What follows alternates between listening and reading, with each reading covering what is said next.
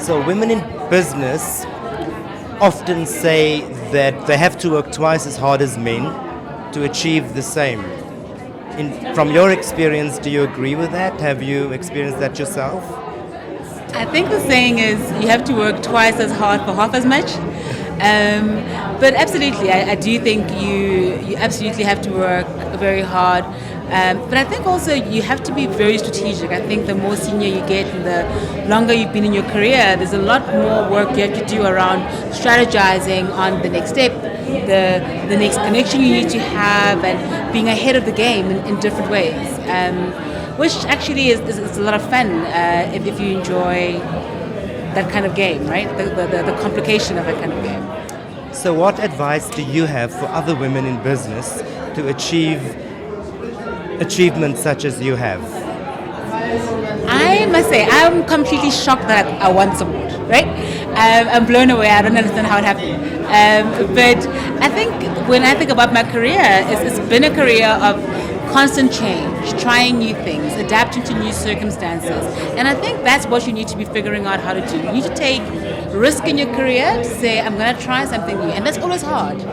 You don't know where it's going to go. And of course, you need to have the right people supporting you. So I think a lot of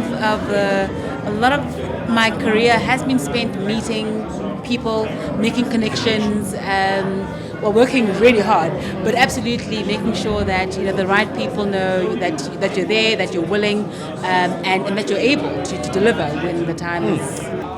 Looking at transformation, do you think enough has been done in this country to boost women in business?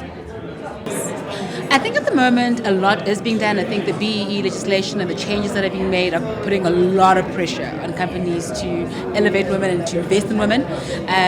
But I think the challenge always becomes, because it's legislation that's pushing it, there isn't enough support on the back end to say, actually invest in these guys. Take the time. Take the 5 years you need to actually invest in this person. So in 5 years' time, they're ready. I think there's a lot more kind of pushing and elevating women into these positions, which is not necessarily in their best interest or in the company's best interest, to be perfectly honest. So no, I don't think enough is being done. I think a lot more could be done to figure out how do you appropriately groom women? How do you make sure that women aren't put into positions where they're having to deal with so much bias, which is what I think I still face a lot of. I think when I talk to a lot of women who are older than I am, who've achieved greater success than I am, I'm still horrified by the amount of just sexual harassment and just discrimination that exists at those levels. I often hear successful women say that other women who are not that successful are not pushing themselves hard enough. How do you feel about that? I think we as senior women should be doing a lot more to help them.